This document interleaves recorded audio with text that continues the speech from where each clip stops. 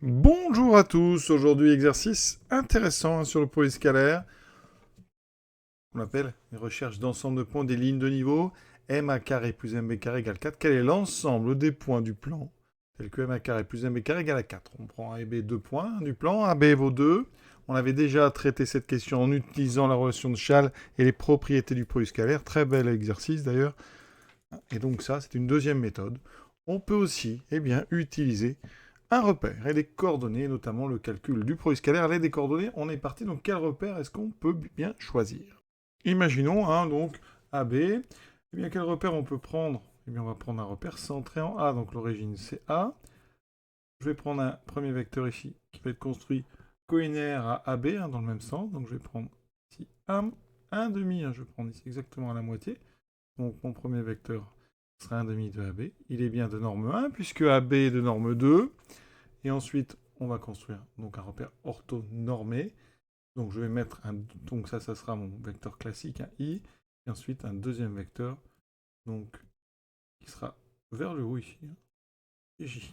D'accord? De façon à ce que bien J soit de norme 1 et orthogonal à I. Ça, on a un repère orthonormal. Je prends J vers le haut, ce qui fait que j'ai ce qu'on appelle un repère orthonormal direct. Autrement dit, pour aller de I à J, comme ça, on doit tourner dans le sens contraire des aiguilles d'une montre. Voilà. Bon. Les coordonnées dans ce repère, elles sont simples. On a le point A qui est de coordonnées 0, 0. Le point B qui est de coordonnées, donc 2, 0. Vous voyez, c'est très simple. Et maintenant, on va attaquer un raisonnement classique. On va calculer les longueurs MA et MB carré. Enfin, MA et MB. Donc je passe par le calcul du vecteur MA. MA pour coordonnées, les coordonnées du vecteur MA, c'est donc 0 moins x. Alors évidemment, j'ai oublié un petit détail, on va prendre un point M de coordonnées xy. Donc MA pour coordonnées moins x, et ici, moins y. D'accord? Donc, comme on est dans un repère orthonormé, on peut utiliser la formule qui dit que la longueur MA, ça sera la racine carrée de la somme des carrés des coordonnées. Donc moins x au carré, ce qui me donne x2, moins y au carré, donc plus y2.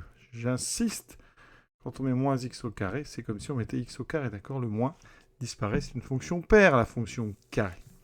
Ensuite, j'ai besoin de MA carré, donc ça veut dire que MA carré, c'est x2 plus y2.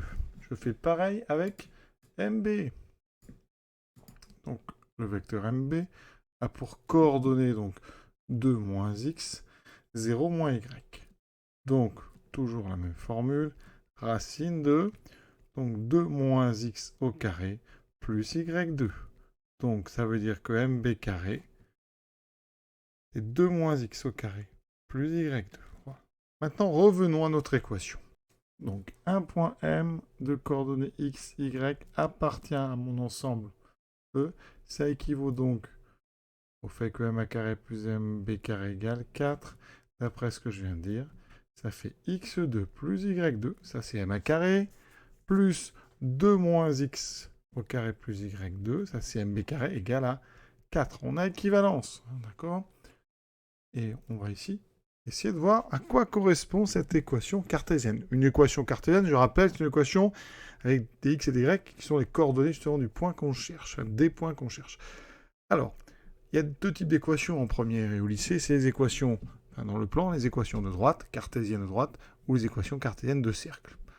Alors, les équations cartésiennes de droite sont du type ax plus by plus c égale 0, avec a et b non nuls en même temps. Les équations cartésiennes de cercle, c'est des équations sous la forme x moins x oméga, de centre oméga, plus y moins y oméga au carré égale à r carré.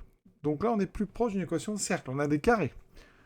Par contre, il va falloir que je mette ceci sous la forme d'une équation de cercle me permettant de donner les coordonnées du rayon, enfin du centre et la valeur du rayon. Donc ici, on va développer le carré. Et on va mettre tous les x à gauche, ensemble, dès le début. Donc ici, alors, on va aller doucement, je vais développer. C'est une identité remarquable, 2 au carré 4, moins le double produit 2x fois 2, 4x, plus le carré de x, x2, plus y2 égale 4. On regroupe tous les x ensemble. J'ai donc 2x2, moins 4x. Ensuite, j'écris les y, 2y2. Et ici, je remarque que les deux 4 se simplifient. On enlève 4 de deux côtés, il me reste 0. ici, on va simplifier par 2. Quand on simplifie, c'est équivalent. Les solutions ne changent pas. J'obtiens ceci. Et maintenant, eh bien, là, on doit reconnaître quelque chose qui ressemble encore une fois à une équation de cercle. De toute façon, la première méthode qu'on avait utilisée avec Schall nous a amené, je rappelle, c'était le cercle de diamètre AB qu'il faut trouver. Donc ici, on va voir si on retrouve ça. Alors, équation de cercle. Je rappelle que le cercle de centre oméga de coordonnées x oméga, y oméga et de rayon R, eh bien, admet l'équation cartésienne sous la forme x moins x oméga au carré plus y moins y oméga au carré égale r carré. Il faut que mon x et mon y n'apparaissent qu'une fois à l'intérieur d'un carré. Problème ici, il apparaît 2 fois x. Donc on va utiliser quelque chose, en général, qui ne plaît pas toujours aux élèves. C'est la forme canonique. X carré moins 2x, c'est le début de quel carré? Alors je vais vous l'écrire. C'est le début de x moins 1 carré, parce qu'x moins 1 carré est identité remarquable, x carré moins 2x plus 1. Donc ici, j'ai presque x carré moins 2x plus 1, il me manque juste le plus 1. Donc qu'est-ce qu'on peut faire? Eh bien, on peut, à la rigueur, alors je vais mettre un tout petit peu d'espace, vous allez voir. Ici, vous devez imaginer sans forcément l'écrire qu'on a ici plus 1, moins 1. Et donc, les 3 premiers termes, eh bien, ils correspondent au développement de x moins 1 carré. Donc ici, j'ai x moins 1 carré et j'ai ce moins 1 plus y2 égale 0. On va mettre le moins 1 de l'autre côté par soustraction, par addition. On ajoute 1 des deux côtés, ça fait x moins 1 au carré plus y2 égale 1. Et là, regardez, 1, en fait, c'est 1 au carré. Donc là, si je regarde, eh bien, ceci, on doit reconnaître ici l'équation du cercle de centre, le point de coordonnées 1, 0 et de rayon 1. D'accord? Donc, on va appeler donc soit I,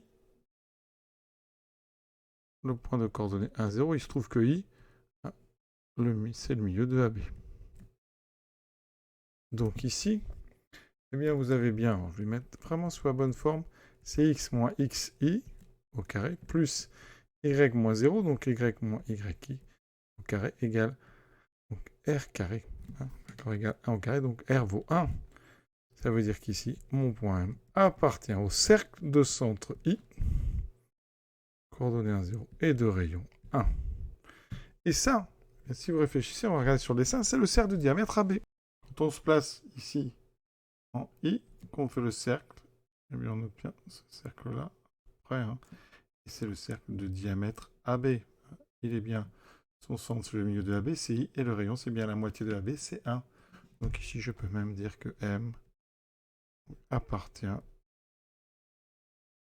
au cercle de diamètre AB. Et c'est ce qu'on avait trouvé avec l'autre méthode, la méthode vectorielle, on va dire. Et donc, ce qui est intéressant, c'est qu'avec deux méthodes différentes, on obtient le même résultat, et heureusement d'ailleurs, mais deux méthodes radicalement, enfin, complètement différentes. C'est-à-dire qu'on a ici des coordonnées purement algébriques, on calcule, et une autre méthode qui était plus jolie, on va dire, avec des produits scalaires, des propriétés du produit scalaire. J'espère en tout cas que vous allez réussir à comprendre les deux méthodes. Hein.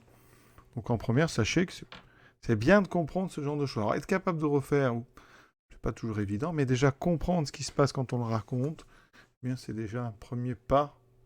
Et après, vous arriverez à le faire tout seul. Voilà. J'espère en tout cas que vous avez bien compris. Je vous souhaite une bonne fin de journée à tous et à très bientôt.